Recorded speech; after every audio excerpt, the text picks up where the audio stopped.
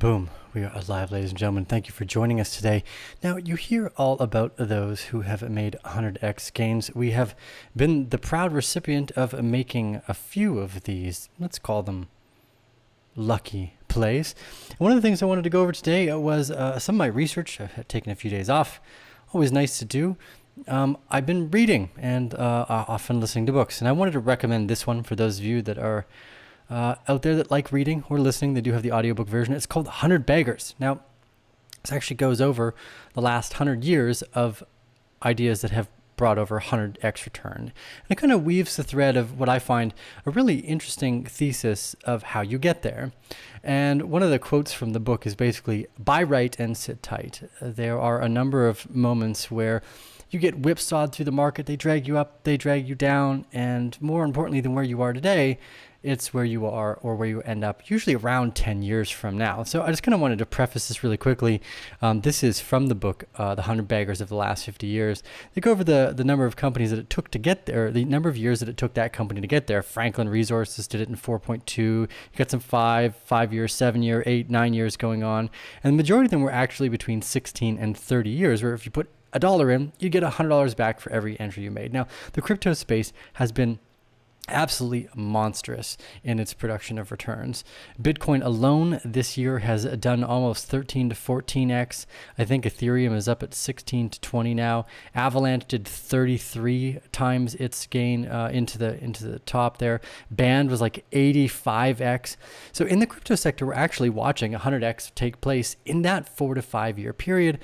There was, again, quite frequent. We do see that this 1 to 15 year period for 100x returns is actually quite common, and it's usually about getting in, staying in, and then waiting multiple years, especially in that 10 to 20, that 10 to 30 range is just full of these exponential kind of life-changing returns. And anyways, I just want to start off by suggesting that book. I had a great time listening to it. I thought it had a fantastic little niblets to take away for the thesis. There's another one called the Dun Dao Investor too, that I've just found absolutely astonishing. Anyways, we're going to drop here. We're going to start with Bitcoin today. Obviously, the altcoin sector is doing really well. And kind of the things I wanted to again focus on was, how do you get from point A to point B, right? So let's use Bitcoin. You know, we've been invested in Bitcoin for quite some time. It's been probably the most entertaining part of any asset class we've ever owned. I love exponential technology, the growth, and especially the community in this ecosystem has been such a rewarding thing to be a part of. You know, friends with Crypto Lark and Data Dash and box mining over the last few years, and going and hanging out together and meeting the people that are, well, first off, kind of like me, I guess, who's weird enough to want to talk on YouTube all the time, but people that are interested in this deflationary technology and the way that it can be used for, which I guess in general, probably common good, but we commonly focus on the technical analysis. And one of the reasons why is because it really helps me assess where I am in the market. I think people make too many mistakes because they get bored, right? So for instance, they get bored. They had bought Band 2 years ago, and then they sold it because Band wasn't doing the same thing that, say, Kava was doing on the 9th of November in 2020. So they just jump around like little goldfish between ideas, like, oh my God, I'm going to go in this one, I'm going to go in that one, and then I'm going to try to make money from Cardano, and then I'm going to try to make money from Elrond, whatever the fuck that is, and then I'm going to jump into the DeFi perp, and you end up making a whole slew of mistakes when effectively you really want to just focus on accumulation. So even though we do a lot of technical analysis, for the beginning first few years of yourself as an investor, you should not even be thinking to yourself about an exit strategy, especially because we know it takes at least on average 1 to 30 years to get a 100x return. So 30 years is a pretty big gap in between both of these ideas. But again, let's take the average of turning $10,000 into $1 million, and without doing it by luck, by doing it through some type of qualitative and quantitative analysis into the markets. And that's what we've been able to do. It's been a great last few years, and we're going to continue to repeat that success. But I want to go over what's going to become more and more just a thesis-driven way for me to be entertained and have fun. I don't actually need to be doing technical analysis every day. I'm very, very confident about where the market cycle is going at this particular moment. I don't feel we'll get maybe too much past 120K now, just with how much time we've spent in this $60,000 region. Again, we are building a new area of support here, so I think that this will become probably our bottom after we come back down. So we'll probably shoot up to like 120,000, but come back down to 32. It may be 40, 45, 50. I think it's kind of our bottom. I think this area will become our future bottom effectively. Like when we dip into the major selling climax, I think it will be this area just months into the future. So because of this, what we want to recognize is that Bitcoin for a long time has been extremely dominant in the way it reacted, or the altcoin or the alternative digital exotic asset ecosystem reacted to Bitcoin's movement. And over the years, it's become less and less relevant to the ups and the down cycle. For instance, I don't have open here, Chainlink at the moment, actually ran counter to to Bitcoin's bear market, to Arcane Bear's Bitcoin bear market. Jesus, trying to stumble myself up today.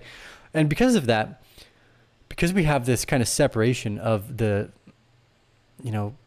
venture capital, right? This idea of, okay, I can get asymmetry. Look, 1inch has done fantastic this year. Pretty much everything that we have on the top of the board has done over 10x. Some of them have done closer to an 80x, almost 100x in this one go. And that's rare. But I also think it's a highlight of the fact that we are in an ecosystem right now where you could have never really gotten early seed stage entry into a lot of those companies at this particular level. So you're given an opportunity where hundreds of, or just even a few $1,000s can turn into hundreds of thousands of dollars and $1 million in a very short order of time. But you got to buy right, sit tight, and not get bored. So I try to do as many things to amuse myself as possible. I think I probably, between reading and listening, I probably finished like 12 books in the last 2 weeks.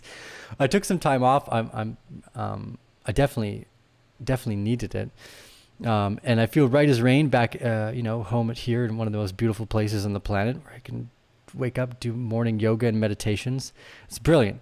So what I want to go to is through this thesis is effectively we're trying to make our profits the most result filled with the least amount of effort. And the kind of idea and the thesis that comes out of the book 100 Beggars is very similar to what I've talked about in Wu Wei, and also what we've talked about kind of with Wyckoff's methodology of just effort versus result. And although normally we're measuring that with volume and supply characteristics, I think that the premise itself of like how much effort goes into how much result is such a strong way to kind of lead my mental and my physical life right now, because I'm looking for the most result so I can spend more time kind of meditating and doing yoga. It's what I like to do. Go surfing every now and then.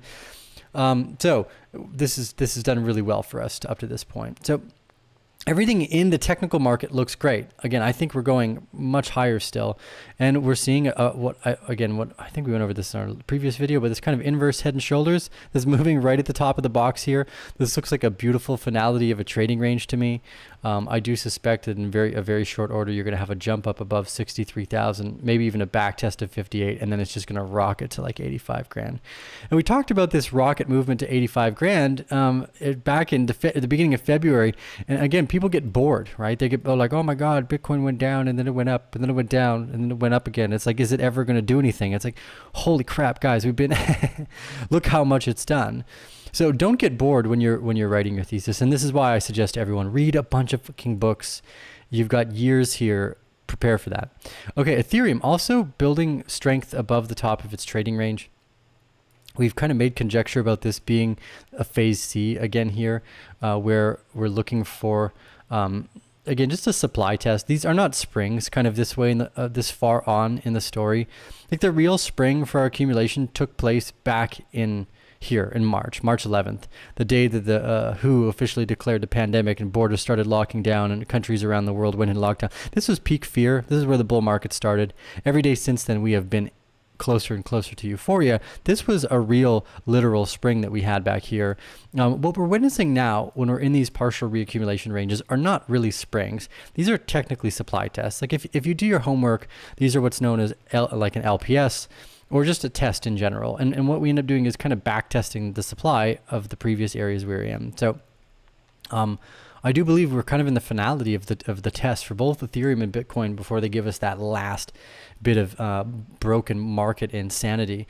And one of the other things I wanted to go over just kind of to highlight that point was, here is Glassnode's data on Bitcoin. Oh, it's going to refresh Bitcoin's percentage on open exchanges on a day-over-day basis. And if we zoom out here, you can actually see that we're dropping back down to there wasn't this much open supply on exchanges since 2017, 2018. So we are still early on in this bull market because we have not seen open supply come onto the market yet. And as a matter of fact, since the spring, and this is one of the most unique parts here too, is that we can see the spring was the moment of the lowest price and the highest amount of supply on the open market.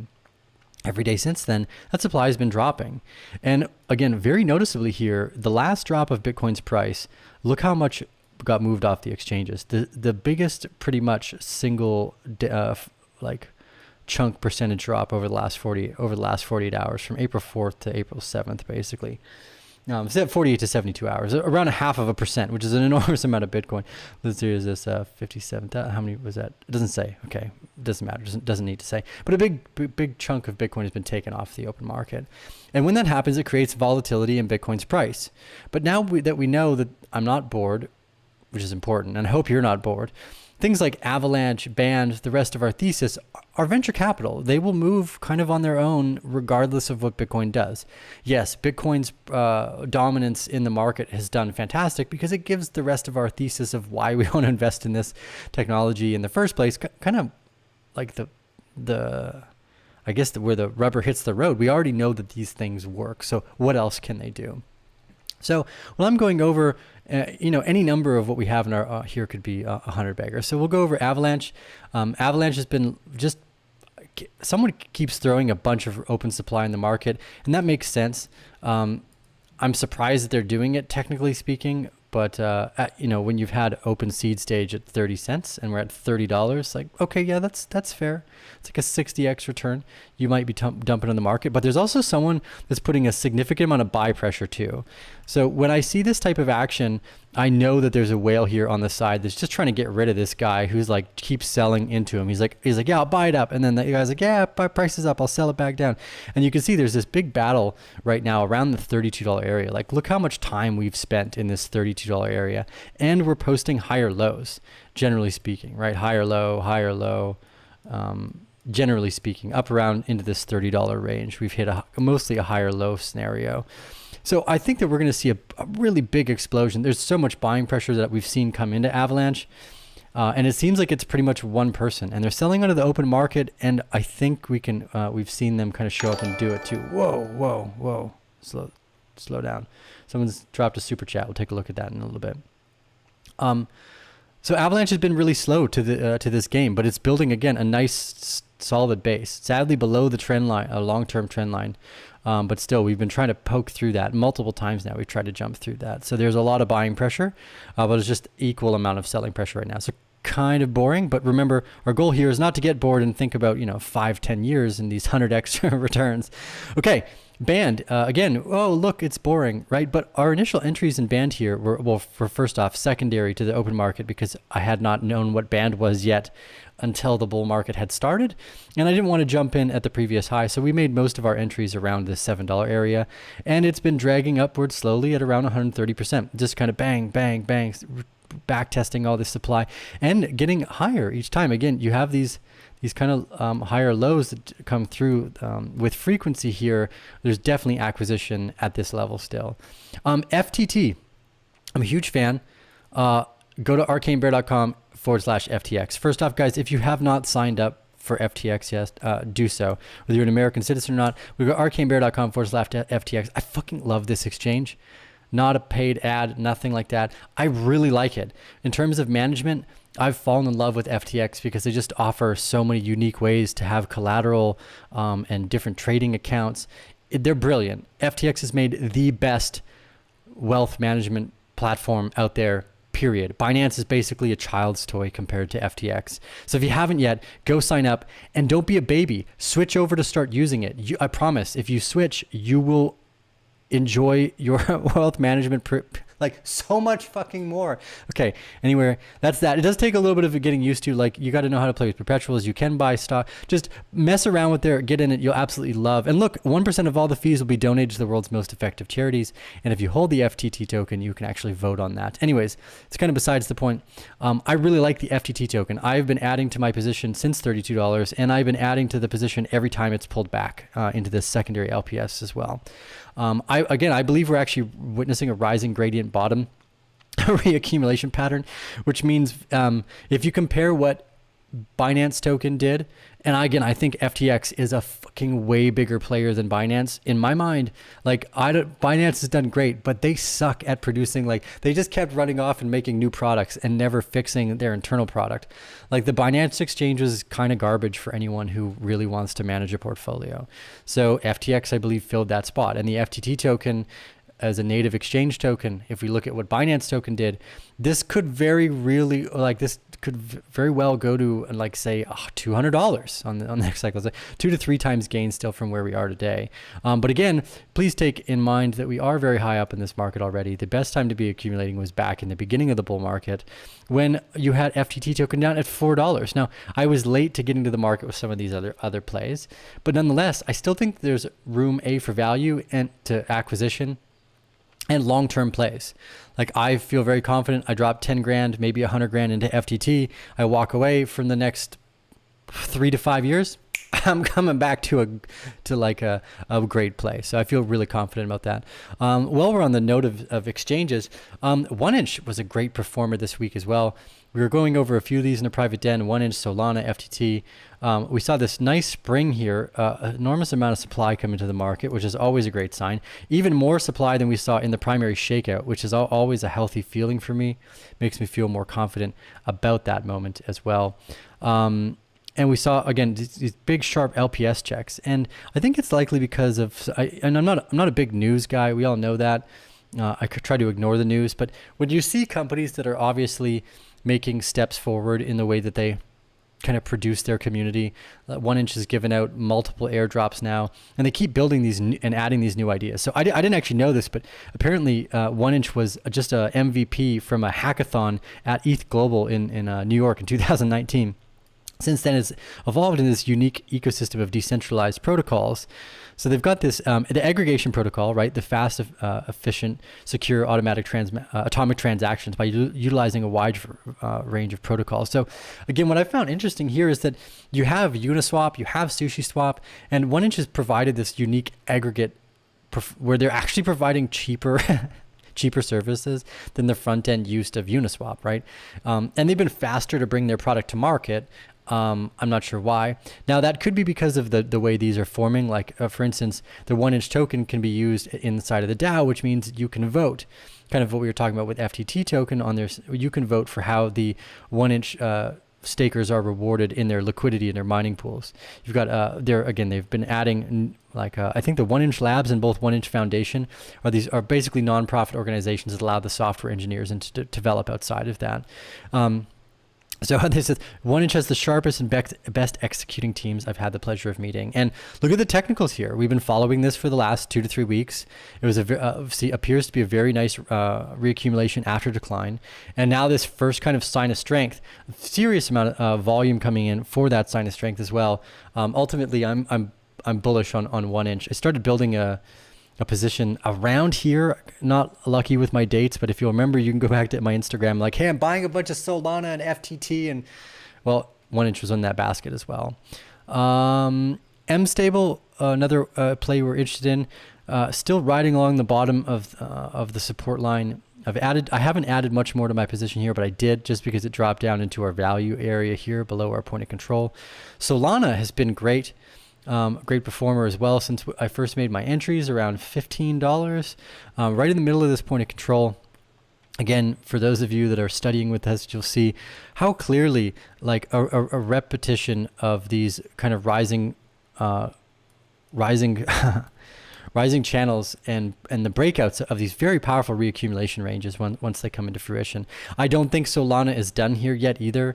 I think that these initial signs of strength are kind of just the first SOS and LPS series. Again, we'll probably see some consolidation here for Solana because this supply coming in is significant, and the price spread is limited compared to the previous supply test and the price spread. So we'll probably create a little bit of a larger trading range here. I would assume it'll be something like this, and this will become the backup phase. So here again, our primary reaccumulation range, and then kind of our backup phase taking place. So Solana probably over the next 2 weeks is going to aim to make people bored. That's effectively why most people seem to lose money in the markets, because they're bored and they just want to sell it and buy some. Like, I must be actively buying and selling shit to be good at this, right? No, just buy stuff and hold on to it. Most of you are so young still. We're so young still. You can just buy and literally hold everything. Hold it for 100 years. Who cares? Just keep buying. Find new ways to make revenue. You'll do great. So very excited about Solana. Nice to see like the basket of FTT and Solana there do well. Kyber network has been extremely positive as well since our initial network entries. Guys, remember that the sickness of the new investor is really this over emotional trading and lack of education, and that lack of education really ends up costing them a significant amount of money. And if you think that you're one of these new people who's having troubles and having the difficulty of kind of overstressing yourself in the markets, the best way to cure that is by joining a group of people who are focused on learning and educating one another. And although we go over Wyckoff, I'm primarily focused on venture capital. That community really provides the support vessel for that over emotional trading, and it acts as like the inoculation so that you don't do stupid shit with your portfolio and you don't get bored, because there's people you can go drop in and have a conversation with who remind you to keep accumulating. So go to arcanebear.com/private, the link's down below, and join our private group. If you consider yourself to be adventurous and like to try new things, this is probably for you, because we offer no risk refund guarantee, which means if you sign up, you're not happy for some reason, we just give you a refund. Got almost 1,000 members now, and only maybe 20 or 30 have asked for a refund ever. That's pretty amazing over the course of 3 years of our... Oh, and congratulations, Bear family. We're like 4 years. This is roughly our 4-year anniversary for the Arcane Bear. So thank you guys for those of you who have been long time like Arcane Bear family members. It means the world to me. I love doing this stuff. Probably going to get back more into the vlogs and music video stuff again. So keep your eyes on that. Okay, Cardano. Oh yeah, so KNC, we went over in our private update. We took if you guys want, you can see them on the private newsletter. We took most of our entries here in January, coming out the back in this box. And guys, this is why patience is so important. Like you're like, oh, I could sell it 128%. It drops back 40%. I could get back in and look at it. I just been sitting in this position, and now it's up over 228%. It's just taken 86 days to get there, right? So I really think about volatility through time. If you just think about volatility without time, you're going to shoot yourself in the foot every time, and it's going to ruin your chance of building a fantastic portfolio. So Cardano here looks to me like it's very strong in the center of a trading range. We did go over something that I was worried about, and this is what worries me for Cardano. This enormous amount of supply that came in and then pushed us only to the top of the trading range. That's usually not a great sign. Now, this is also when Cardano kind of hit Coinbase. So this could be just an overreaction of retail investors. But the fact that we didn't break above the box with that in any way is a little disconcerting. But it appears to be forming a beautiful trading range right now. So I'm not gonna argue the chart, right? We're holding right above the point of control too. So Cardano could easily jump up, step above, and maybe go for another like 2x, 3x from here, but probably not, again, not a whole lot more. We are near the end of this bull market. Keep that in mind. It is in the future. Know that it is coming. The end of the bull market is coming. And more importantly, guys, you all ask, like, what are you going to do to take profits? Like, this should be the least of your worries. You should be most excited about just accumulating more, knowing now that even if you buy Cardano at $1 today and it comes back down to 50 cents, you can just keep buying and building a portfolio over the next 5 years is going to make you a multi-millionaire. Like, clearly, just keep accumulating. It's the easiest strategy.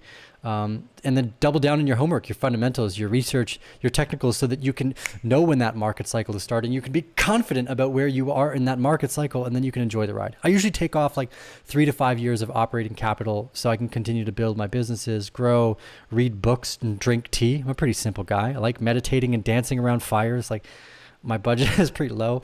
I own everything that I have. I've owned everything that I have for quite some time. Like, built my home here in Costa Rica back in 2011 or something. So anyways, just been quietly accumulating and building and accumulating and building in the background. So synthetics, another great potential trade here. Again, I was kind of late to some of the entries in these other plays just because I was focused on the core of the portfolio. But now that I've got extra, let's say, I have extra capital, I've been moving into new positions just to make sure I have exposure to these areas. So synthetics has been in a nice area right below the point of control. Pretty much anything below the point of control for me is my value add scenario, as long as I'm still bullish. So I've been adding to synthetics here. I will continue to do so until we are above the middle of the trading range. And then again, guys, I do believe we are seeing such a confluence of trading ranges here that this is likely the last cycle of the bull market. So we can see that kind of running through everywhere. We're getting these big, long reaccumulation ranges is what we were hoping for. It's coming out of the back of December before most people even knew the bull market was here. We could see an extension of the bull market in particular assets like synthetics or like FTT that just basically ignore whatever the Bitcoin does afterwards. So I'm not opposed to that. But at the same point, it's just good to recognize that this is the midway point. We're going to jump up. We're probably going to go one for crazy more run. It's going to melt people's faces. Bitcoin, everyone's going to start talking about Bitcoin's super cycle going to $1 million. And then that's when we'll know that it's pretty much over. Boom. Okay, so balancer really quick here too. Everything looks great. Again, I took secondary entries here in balancer near the beginning of March. So I got an aggregate of around $40. Again, I just wanted to find exposure to a few of the other ideas that I found interesting. I buy right, I sit tight, I walk away from a lot of this part of the portfolio from here on out. Like I hopefully I won't look at balancer until the next bull market cycle, or unless I want to keep adding acquisition points, which again is all based off fear and pandemonium from now on. But I've taken small entries in a few of these, like balancer, just a bit too much volatility in the trading range, but. Just again to make sure I have exposure to things that I think are interesting for this next cycle, regardless of what the price does. I really don't care at this moment. I just want to make sure I have some exposure over time. GRT, again, I added a little bit of exposure. Same we're pretty much in the same area that I think we are with synthetics, which is right above the top of a falling wedge. We're kind of back testing that wedge right now.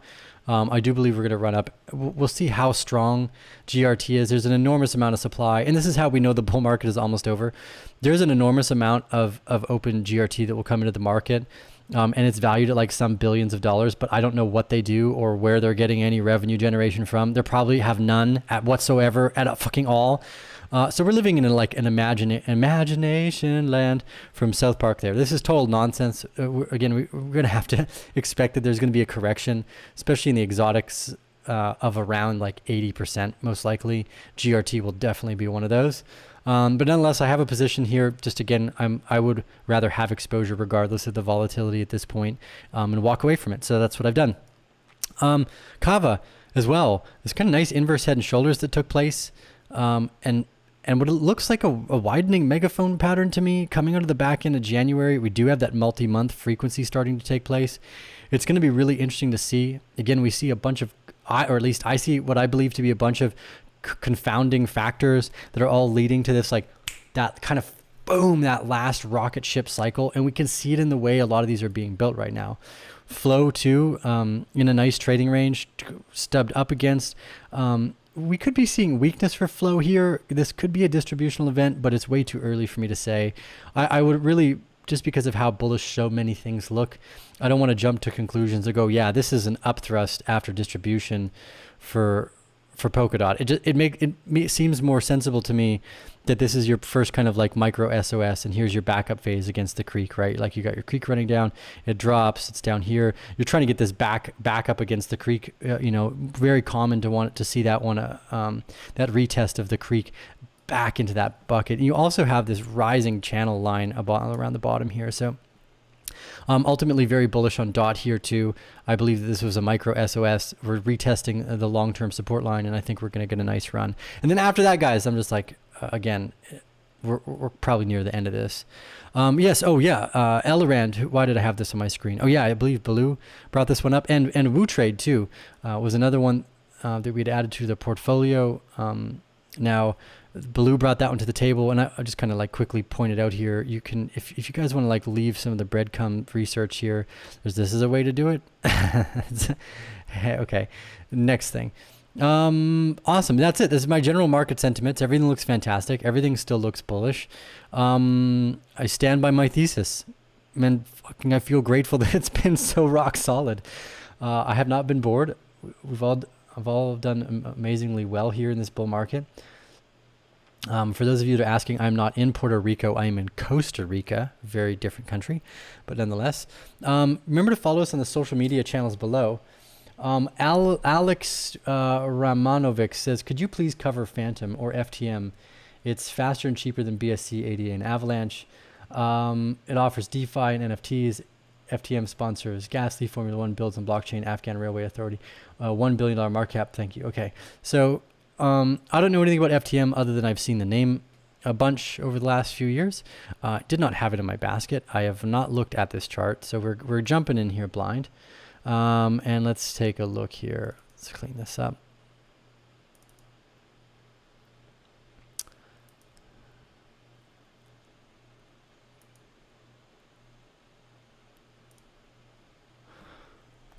FTM. We'll look at FTM on perpetual futures. Let's see if it gives me enough data here. Dang. Well, I don't know what the previous data is, but this definitely looks like a reaccumulation range. I feel positive that that's what it probably is. Just we've seen everything across the board pretty much doing the same thing. That's sometimes a big cause for worry. Like, oh no, everything looks bullish. Maybe there's something with my thesis right now. Yeah. Here you go. Yeah, it looks like a reaccumulation after decline. And again, you are seeing higher lows at the moment. A first kind of little bit of a strength come into the market here. Obvious demand and then decreasing sell power. So you can see by the supply test, nice demand, little sell, everything looks great. I would have liked to see more come in on a spring here. I just like to see more supply come in on these fear moments. So that's a little bit worrying for me. We have also seen that where it goes up and then it's like supply test, not a spring, but I guess we just call them supply tests, where you see a big supply test in the middle of the phase C kind of idea. Wu Trade did that as well. So, I mean, I don't know anything about Phantom. Based off what we can see here, was it even a competitor you'd want to be in? Yeah, 2,900% return since January. Fuck yeah. And where we're at today, even 1,800% returns. It's just redonkulous, right? So remember that we are extraordinarily high. There's an extraordinarily high amount of risk. And then again, think about what would happen. Again, for those of you that are new here, we've been doing this for a long time. Knowing what you know now, look what you'd see. You'd be like, oh my God, like it's a bull market. You've got, let's put $1,000 in here. There's like obviously been a bottom. We'll throw 10 grand in there. And before you know it, you're walking away with a cool $250,000 in less than a few weeks. So it's very possible, but definitely don't get bored in your process. Hopefully that was helpful for FTM. It looks like a reaccumulation to me, but the risk is so high for entry. I would just be putting throwaway money at this point. Thinking about a trip to Costa Rica, would you recommend staying at Hotel Del Rey? I have no idea where or what Hotel Del Rey is. I've owned property here pretty much since day one that I've moved here. So every time I land, I pretty much fly straight home. I get a lot of great feedback from the area I live in, but I hear most of the kind of like fun tourist surfy area towns are all in Nosara and Santa Teresa. So it's probably my touristy destination choice for you. Okay, we'll leave it at that. Maybe I'll take a look at a few more of you guys' questions. Oh, wait a second. Did I screw this up? There we go. Okay, here's FTM. I'm sorry, guys. I apparently wasn't showing you the chart. Okay. Okay, so here's the chart. So again, we're up 2,800% since February or January.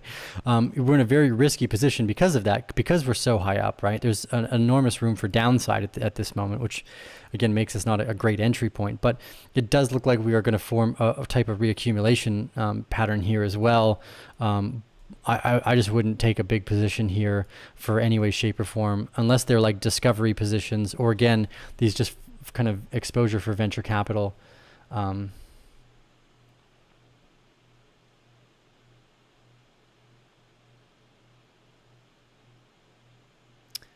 Yeah, Jason asked about EWT. Jason, I'm sorry we weren't able to get this out yet. Let's see.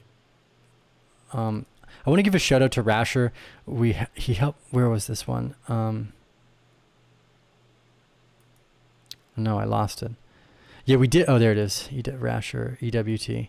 Okay, so Rasher had produced this update on EWT, and I hadn't been able to finish it just because there was a bunch of shit going on. I had a girl come visit for my birthday. Before you know it, like, I've forgotten that I have to do this stuff. So, Rasher, I'm gonna call you. We've got a date booked.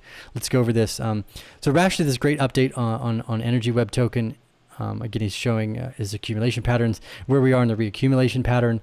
I think he did a good job. I just didn't, I wish I had time to edit it and produce it. So I haven't actually looked at EWT yet. But because Jason, I know you're in the private group, chart it up and share it in there, and we'll go over it in the peer review charts.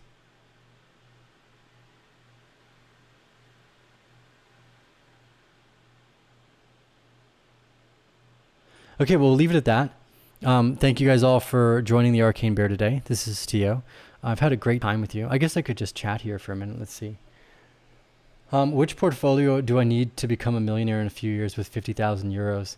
Well, great question. There is no dead set answer, but there is definitely a thesis and philosophy. And I think if you watch enough of our videos, you can probably glean a light that will guide the way to that success rate. But it's really up to you. You're your biggest enemy in the markets. Like, guys, you are your biggest enemy in the markets, because you're like Simone here. He's going to buy something. He's going to jump in. He's going to sell it. He's going to make mistakes. He's going to be like, oh my God, I should be in synthetics. Oh my God, I should be in Cardano. But Solana is the thing. Oh my God. And then 1 inch, and you're going to jump around. You're going to lose all your profits, when you could have probably just made entries into a few really good ideas, walked away, never touched anything, and actually been successful at that. So what we try to do is pair it by getting extremely efficient at recognizing market cycles through technical analysis. That way we can use them to our advantage. We very clearly called the start of this bull market, and I am proud as fuck about that. Not that we called it, but the market, we were able to clearly interpret the market signals that this was the start of the bull market. So I will repeat that sentiment. There is a path to becoming a multimillionaire very easily in the markets, but it's through time. It's not like, oh, it's going to happen tonight. You need to be patient for around a 5 to 10 year mark. And then, yeah, it's pretty much guaranteed, but just don't get fucking bored and screw with your thesis. That's what most people do. They get bored, they screw with their thesis, they sell their Solana for pennies because they need to go to the dentist instead of just getting another job. Work at McDonald's if you need more money. Don't sell your portfolio. That's the thesis. That's how you become a millionaire. Don't fuck with your portfolio. Get a goddamn job at McDonald's if you have to pay for your dentist visits. Jesus Christ. Anyways, I don't know. We'll leave it at that. Thank you guys all for joining us today. It's Tio with the Arcane Bear.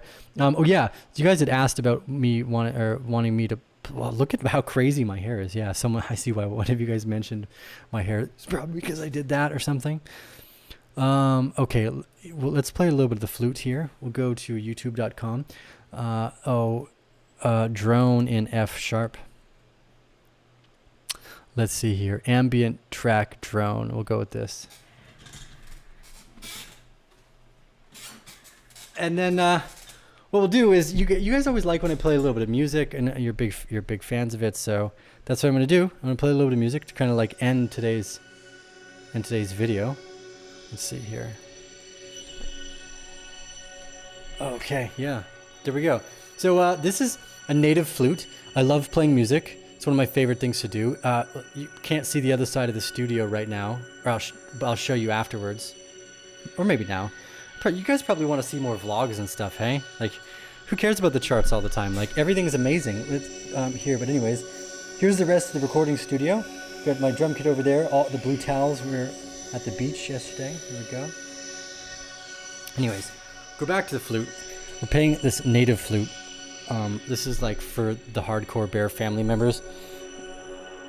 This is how you don't stay bored during a bear market cycle. Entertain yourself and come out richer. And the other side is learn how to play flute. This is a high spirits native flute. Is a drone flute. So one side plays F sharp, and then the other side I could play like F sharp melodies, and then hopefully it'll be mixed quite nicely. But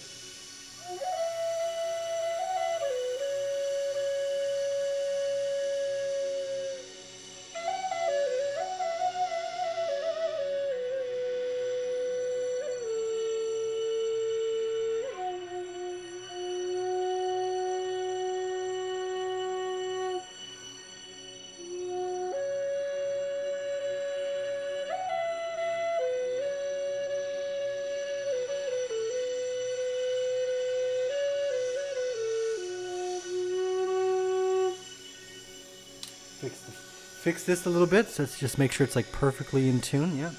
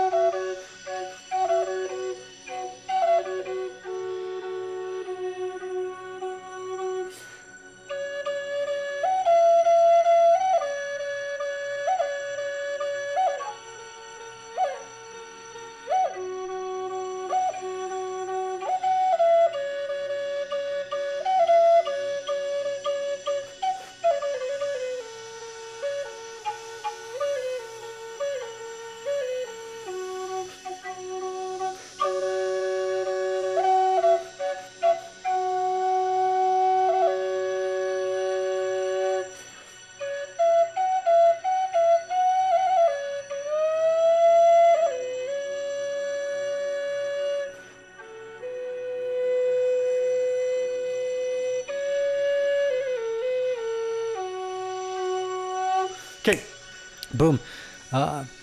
That's it. It's Tea with the Arcane Bear. Thank you guys all for joining us. Yeah, love you guys. Let's see. Jason Mayer says we're gonna buy that filter. You guys can. Glad you guys enjoyed the ending with a little bit of flute there. I love playing music. It's one of my favorite things to do. We'll see you guys on the next episode. Keep it mellow. You know, do your thing. Don't get bored. Entertain yourself. Read as many books as you can. Keep making investments. Sit tight, and yeah, you'll be a millionaire in no time. We'll see you guys next episode. Boom.